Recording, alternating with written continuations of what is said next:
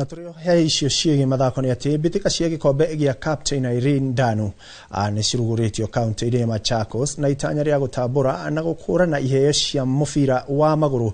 Itanya inene ni ukuria na guthara mbeu njithi kumana na migendere itari na kiguni.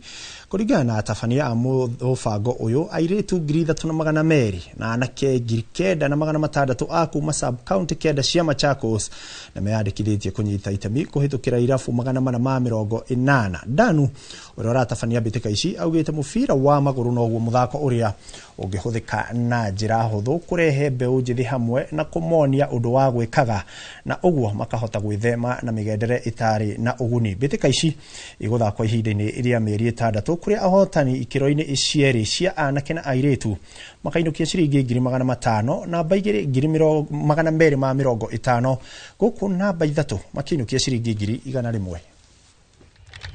At least tutakuwa na program na federation, at least tuite coaches wetu wa national team under 15, under 17, under 20 waone hiyo sports na nini. La hivyo tuende kwa Premier League, tuko na Premier League ya lady, kuna NSL. Ndio maana unaona tuko na women rep wetu wa national office. We need to booster the women from grassroots kwa sababu wanawake sana tulikuwa tumewaacha nyuma.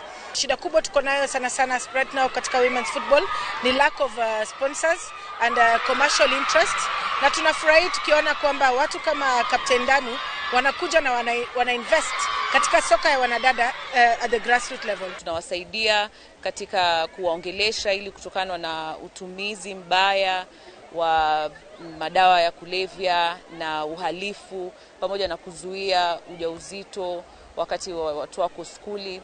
Kwa hiyo tournament itapatia vijana wetu wa Machakos kitu cha kufanya. Watakuwa wako busy, watajiengage na kutakuwa kuna mambo ya kukaa idle.